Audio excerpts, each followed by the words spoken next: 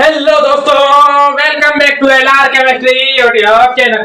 तो दोस्तों, ये जो कि आप खुद जानते हैं कि मैंने आपके लिए चैप्टर नंबर 3 खत्म कर दिया है और जितने इंपॉर्टेंट चैप्टर्स थे लगभग सभी चैप्टर्स जो है आपको कराए जा रहे हैं। इंपॉर्टेंट चैप्टर तो हर कोई है, लेकिन जितने सिलेबस में आपके चैप्टर्स है वो कराए जा रहे हैं। तो उनमें से जो थोड़ा सा तकलीफदायक चैप्टर में सबसे अंतिम चैप्टर वो से हम चालू कर रहे हैं।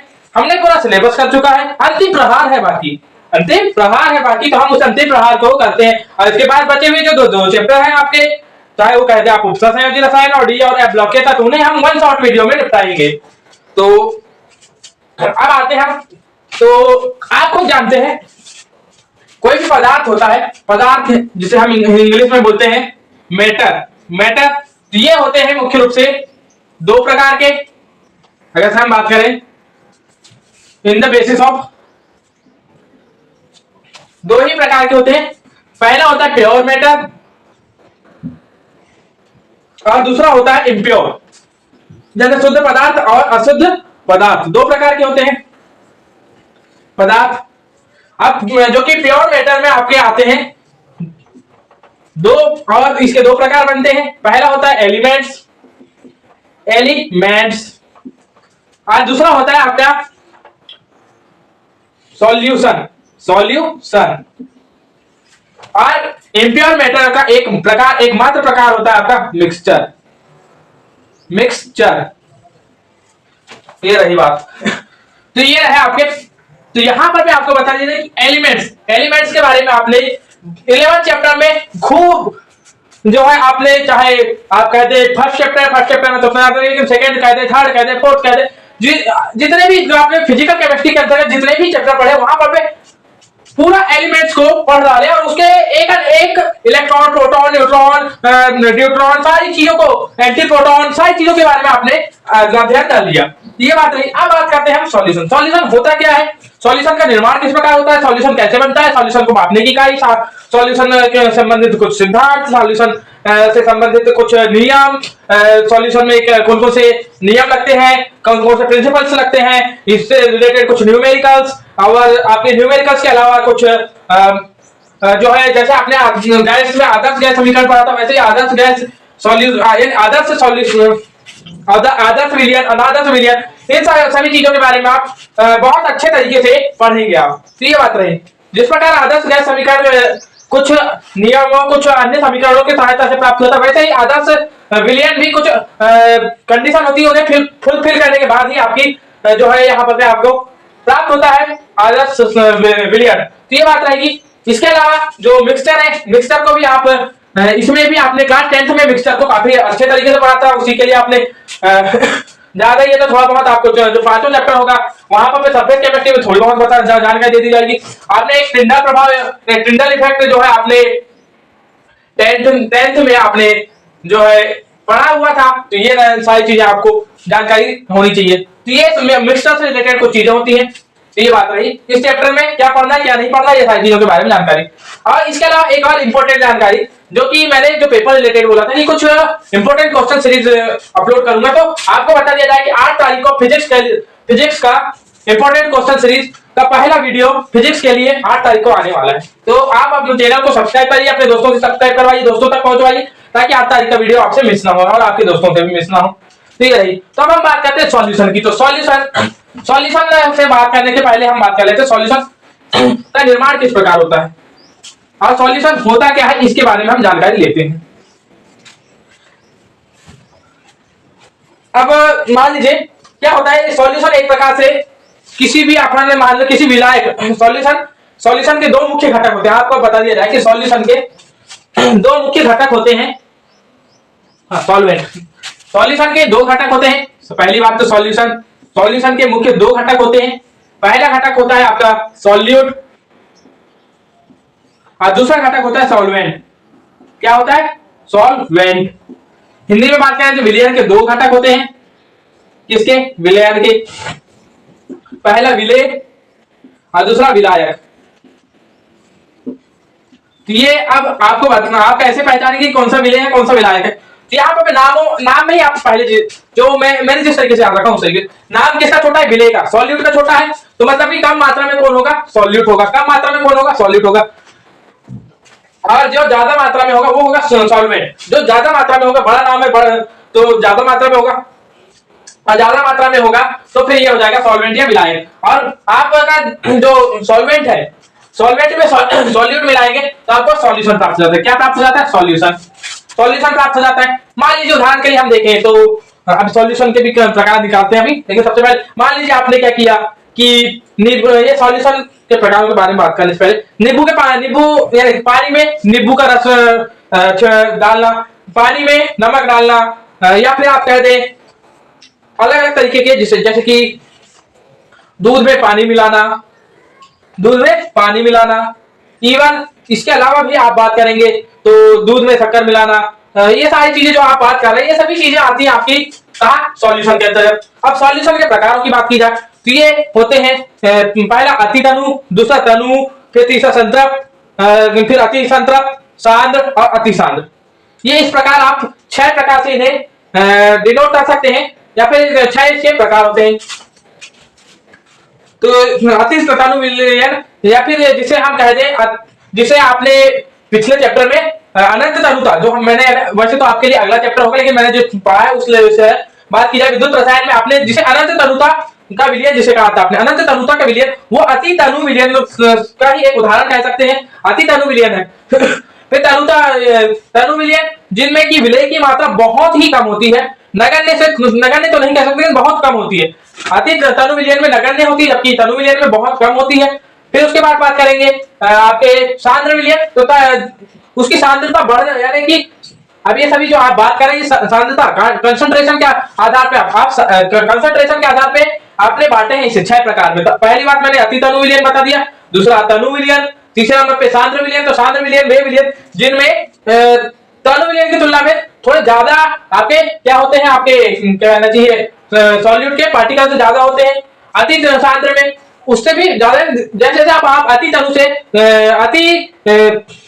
अति तनु के बाद सांद्र के बाद अति सांद्र के बाद संतृप्त तो एक ऐसा विलयन हो जाता है जिसमें कि जिससे ऐसा विलयन जिसमें सॉल्यूशन और सॉल्यूट के कारण एकदम इस तरीके से मिल जाते हैं कि उससे अगर थोड़ा भी ज्यादा अगर आपने सॉल्यूट के पार्टिकल्स या सॉल्यूट डाला तो जो है आपके सॉल्यूट के पार्टिकल्स नीचे बैठने लग जाएंगे, नीचे निक्षेपित होने लग जाएंगे, तो वो विलयन कहलाता है आपका संतृप्त विलयन। और फिर और ज्यादा विलयन मिलाते जाएंगे तो अति संतृप्त तरफ चले जाएगा, अति संतृप्त विलयन बनने लग जाएगा। तो ये बात है, कुल मिलाकर के आप विलय की मात्रा कितनी मिला रहे हैं, विलय की मात्रा विलायक में कितनी मिला रहे हैं, इस आधार पर आप सांद्रता के आधार पर इस तरीके से हम बांटते हैं। और सांद्रता के आधार पर बांटने की वजह से ही हम इसे सांद्रता के आधार पर इसकी कुछ मापन की इकाइयां होती है, सांद्रता के कारण ही इसके मापन की कुछ इकाइयां होती है, जैसे कि मोलरता, आप नाम सुने ही होंगे, बहुत बार नाम सुने होंगे, और ये इतना ज्यादा फेमस नाम होते हैं कि आप इनके बगैर आप प्रैक्टिकल लैब्स में सबसे ज्यादा फेमस जो शब्द होते हैं वो होते हैं आपके, और आपको क्योंकि प्रैक्टिकल लैब्स में सबसे ज्यादा आपको सॉल्यूशन ही देखने मिलता है, सबसे ज्यादा सॉल्यूशन देखने मिलता है। और सॉल्यूशन में भी आपको उनके हम बात करते हैं कंसंट्रेशन कि कौन तनु है, कौन डाइल्यूट है, कौन आपका क्या कहते हैं सांद्र है, यानी कौन कंसंट्रेट है, इसके बारे में बहुत ही ज्यादा कौन हाईली कंसंट्रेट है, कौन हाईली डाइल्यूट है, इसके बारे में आप बहुत ज्यादा जानकारी लेते हैं। तो लैब में, और ये चैप्टर आपके लिए माना कि एग्जाम पॉइंट ऑफ व्यू से तो बहुत ज्यादा इंपॉर्टेंट है, लेकिन साथ ही साथ आपको बता दिया जाए कि आपके जो प्रैक्टिकल लाइफ के हिसाब से भी ये चैप्टर बहुत ही ज्यादा इंपॉर्टेंट है, क्योंकि आप खुद जानते हैं, आप अपने प्रैक्टिकल लैब में जाइए, कभी आप जाइए तो वहां पर आपको सबसे ज्यादा आपको सॉल्यूशन ही देखने को मिलते हैं। और उसमें भी फिर आप एसिड बेस या फिर सॉल्ट एनालिसिस, इवन किसी भी तरीके का प्रैक्टिकल करना है तो सबसे पहले सॉल्यूशन ही प्रिपेयर करना होता है। तो सॉल्यूशन को प्रिपेयर करते हैं तो मापन की कुछ इकाइयां होती हैं, जो कि होती है कुछ इनमें मोलरता, नॉर्मलता, फॉर्मलता, यानी मोलैलिटी, नॉर्मेलिटी, फॉर्मेलिटी, मोल प्रभाव, मोल फ्रैक्शन जैसे इंग्लिश में कहते हैं, और साथ में इसके अलावा या मैंने जो कि मुख्य 5 बताया, फिर इसके अलावा पीपीएम, पार्ट्स पर मिलियन। तो ये कुछ 6 इकाइयां हैं, कुछ इंपॉर्टेंट 6 इकाइयां हैं जिनके सहारे आप जो है किसी भी विलयन की सांद्रता को मापते हैं। और जिसमें कि जो पीपीएम की बात की हमने, ये पीपीएम एकमात्र ऐसी इकाई है जो कि अति तनु विलयन, जिसे अनंत तरुता पर अनंत तरुता का विद्युत अपघट्य जिसे हमने प्राप्त किया था, उसके लिए जो मापन की इकाई है वो पीपीएम है। बाकी सब आप नॉर्मली जो यूज करते हैं वह है। तो मोलता, तो मोलता 1 लीटर में उपस्थित विलेय के, और याद रखेंगे आपको मैं बता दूं कि जितने भी आप बात करेंगे वहां पर विलेय के कण कितने हैं, क्योंकि आपको मैंने बताया कि जितनी भी परिभाषा मैंने विलियन में जितने भी परिभाषा अभी तक बता, उसमें सबसे ज्यादा इंपॉर्टेंट किस चीज को दे रहे हैं आप। माना कि ज्यादा मात्रा में आपका विलायक है 1 बिलियन का, लेकिन कम मात्रा में, तो इसका मतलब ये नहीं कि उसको बेचारे को छोड़ ही दो, ऐसी बात थोड़ी। इस वजह से उसके इंपॉर्टेंस, सबसे ज्यादा इंपॉर्टेंस तो भाई इसी की होती है यार। मात्रा में कम है, आपको पता है कि मात्रा में कम है, लेकिन फिर भी सबसे ज्यादा इंपॉर्टेंस किसकी होगी? सॉल्यूट की होगी, विलेय की होगी। हाँ हाँ भाई। तो अब हम बात कर रहे थे किसकी, इसकी जो आपकी, तो आप बता दिया था कि जो मैं 6 परिभाषाएं अभी बता रहा हूं, ये 6 परिभाषाएं आपके एग्जाम पॉइंट ऑफ व्यू से, चाहे आप प्रैक्टिकल, क्योंकि अब आपके प्रैक्टिकल के टाइम भी बहुत नजदीक आ चुके, तो प्रैक्टिकल में जो कि मैट्रो 12 में प्रैक्टिकल दिया था उस टाइम पर पे, चाहे मेरे कॉलेज प्रैक्टिकल, वहां पर पे मोलरता, नॉर्मलता, फॉर्मलता, इनकी परिभाषाएं बहुत ही अच्छे तरीके से, और जो है आपके जो प्रैक्टिकल लेने के लिए जो टीचर आते हैं बाहर से, तो वो टीचर जो है इन्हीं की परिभाषाएं सबसे ज्यादा पूछते हैं, तो इसे बहुत अच्छे तरीके से आप तैयार करके जाएंगे। तो सबसे पहले बात करते हैं मोलरता की। किसी विलियन के 1 लीटर आयतन, किसी विलियन के 1 लीटर आयतन में उपस्थित विलेय के मोलों की संख्या, विलेय के मोलों की संख्या को क्या कहते हैं? मोलरता कहते हैं। और इसको मोलरता, हम बात कर रहे हैं किसकी? मोलरता कहते हैं। और इसको मापने की इकाई जो है वो होती है, मापने की इकाई मोल पर लीटर, मोल पर लीटर मोलरता ये होती है। इसके बाद बात करें हम, तो मोलरता की बात हो गई, मोलरता। इसके बाद मोलरिटी, इसके इंग्लिश में क्या कहते हैं? मोलरिटी। अब बात करते हैं मोललता। यहां हमने बात की किसकी? मोलरता की। अब हम बात करते हैं किसकी? मोललता, मोललता, जिसको इंग्लिश में बोलते हैं मोलैलिटी। तो मोलैलिटी, तो किसी विलियन में 1000 ग्राम विलायक, किसी विलियन में 1000 ग्राम विलायक में उपस्थित विलेय के मोलों की संख्या, किसी विलियन में 1000 ग्राम विलायक में उपस्थित मोलों की संख्या को हम क्या कहते हैं? उस विलियन की मोललता कहते हैं, उस विलियन की मोललता कहते हैं। और इसकी मापन की इकाई क्या होती है? मोल पर ग्राम। क्या होती है? मोल पर ग्राम। आप बता दीजिए कि इसको मोलरता निकालने के लिए एक फार्मूला भी होता है, जो कि होता है क्या फार्मूला? एमबी। यहां पर मैं आपको बता दिया जाए कि जो आपका विलियन क्या आयतन, विलियन का आयतन वी से डिनोट करेंगे आप। मैं यहां पर एक लिख ही देता हूं ना, इंपॉर्टेंट चीज है। तो विलियन का आयतन आप डिनोट करेंगे हमेशा वी से, विलियन का आयतन। अब इंग्लिश में सारी चीजें लिख रहा हूं मैं, तो यहां पर volume of solution is equal to V. इसके बाद हम बात करते हैं मास ऑफ, मतलब कि जो उसके actual mass of solvent M A is equal to M A. Weight, actual weight नहीं, यहां पर वेट का मतलब यहां पर आप ले सकते हैं, इसका मतलब ये लेंगे कि आप कितना ली गई मात्रा, यानी आप कितने मात्रा में उसे ले रहे हैं, कितनी मात्रा में विलायक या विलेय को ले रहे हैं। तो हम बात करें विलायक, तो आप कितनी मात्रा में विलायक को ले रहे हैं, वो हो जाएगा यहाँ पर आपके लिए एमबी, क्या होती है, सॉरी डब्ल्यू ए। क्योंकि अब यहाँ पे आपको यहाँ से कुछ जो कि सॉल्वेंट के लिए ए है, सॉल्वेंट के लिए ए है, सॉल्यूट के लिए बी है, मास के लिए ए है, वेट के लिए डब्ल्यू है। तो यहाँ पे मास of solvent, actual mass of solvent क्या हो जाएगा? तो यहाँ एम मास के लिए, बी आपके सॉल्वेंट नहीं सॉल्यूट है, ये सॉल्यूट के लिए बी, एम बी। और वेट ऑफ, मतलब गिवन वेट ऑफ, यानी कि जितनी मात्रा आपने ली है, solute is equal to W B. ये हो गया। अब यहां पर आइए, तो इसका सूत्र जो होता है वो होता है M B into 1000 by W B into V, यही होता है।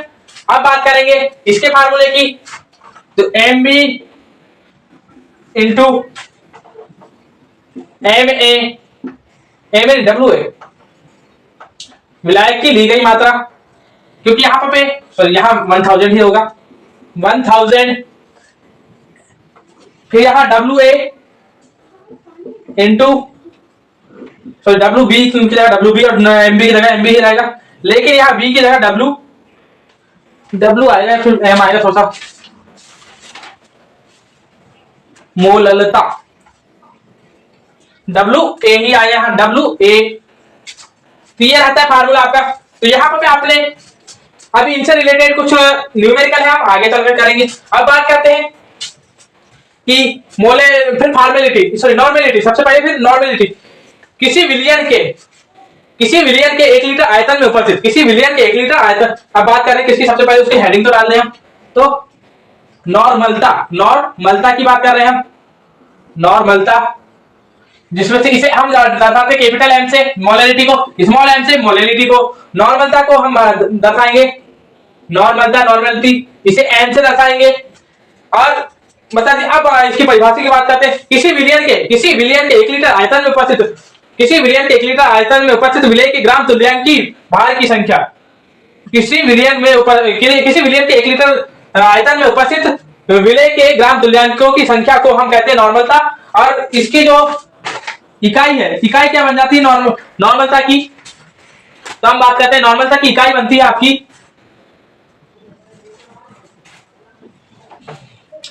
मोल पर इक्विवेलेंट वेट। मोल पर इक्विवेलेंट वेट मतलब इक्विवेलेंट वेट को हम ग्राम से दर्शाते हैं, इसलिए मोल पर ग्राम हो सकती है इसकी इकाई। वैसे तो आपकी बुकों में दी रही है, लेकिन मैं बता रहा हूं आपकी कि मोल पर ग्राम होगी इसकी इकाई। और जो कि इसकी इसे हम दर्शाते हैं एन से, तो एन बराबर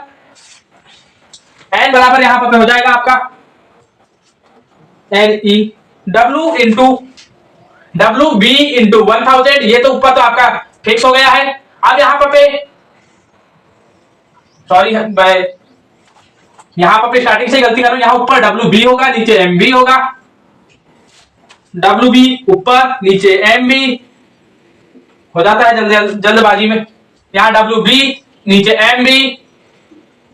अब यहां पर जो बचा है, तो यहां पर ये ई हो जाएगा। ई क्या है यहां पर equivalent weight of solute, equivalent weight of solute है ये, याद रखेंगे इक्विवेलेंट वेट ऑफ सॉल्यूट है ये।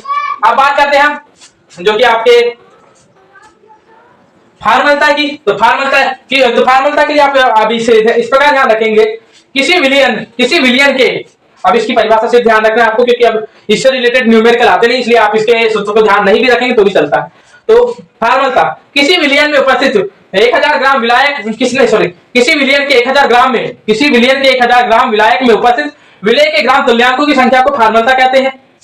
ये बातें याद रखेंगे। अब इसके बाद ये तो बात रही।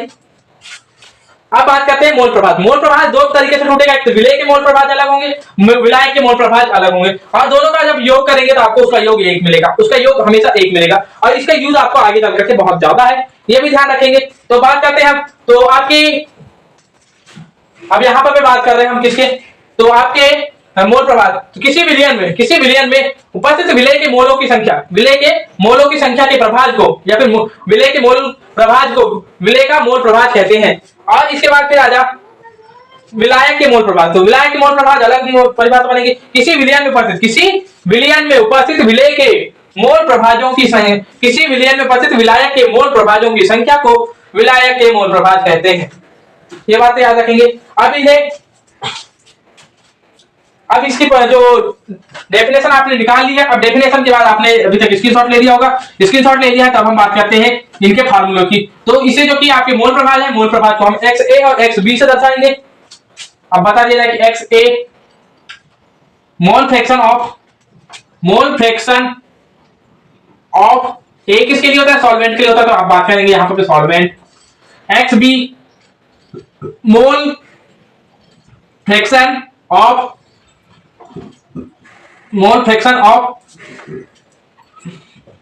सॉल्वेंट सॉल्यूट, यहां XB सॉल्यूट, B किसके लिए होता है, सॉल्यूट के लिए, सॉल्यूट। इसके बाद Na number of moles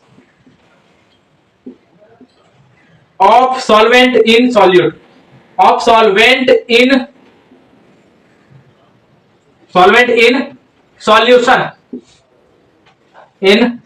solution, और NB नंबर ऑफ मोल्स इन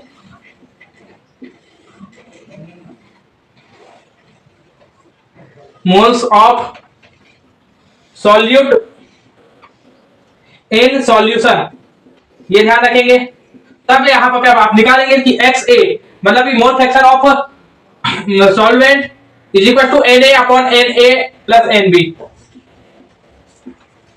और XB निकालना चाहेंगे तो यहां से Nb upon Na plus Nb, ये रहे। तो ये रही आपकी परिभाषा प्लस कुछ सूत्र जो कि आपको आगे चल के काफी ज्यादा काम आएंगे। अब इसके साथ साथ आपको एक छोटा सा क्वेश्चन होता है, क्वेश्चन एक छोटा सा होता है जो कि क्रॉस क्वेश्चन आपसे आपका जो पर्यवेक्षक होगा वो पूछ लेगा कि आप एसिड, एक छोटा सा क्वेश्चन है सिंपल सा, जिसके साथ मैं यह वीडियो समाप्त करता हूं कि आप अगर से मान लीजिए प्रैक्टिकल कर रहे हैं और आपको अगर से जल और अम्ल मतलब जल और अम्ल यानी वाटर और एसिड को मिलाना है, तो आप वाटर में एसिड मिलाएंगे या एसिड में वाटर मिलाएंगे। तो आपको बता दिया जाए कि आप अगर से मान लीजिए एसिड में वाटर मिलाते हैं, सॉरी वाटर में एसिड मिलाते हैं, तो आपके जो हाइड्रोजन आयन है वो कुछ ज्यादा ही मात्रा में इतने ज्यादा निकलेंगे जो कि वाटर के जो बहुत ज्यादा निकलेंगे। इस वजह से आप उसके पीछे का रीजन समझाने थोड़ा सा दिक्कत आ रही है, सर इसमें नीचे लिख करके दे रहा हूं। तो आप उसी कारणवश आप वाटर में एसिड मिलाएंगे, वाटर में एसिड मिलाएंगे। तो दोस्तों इसी के साथ आपका यह वीडियो समाप्त होता है। दोस्तों इस वीडियो को देखने के लिए धन्यवाद। जय हिंद, जय श्री राम।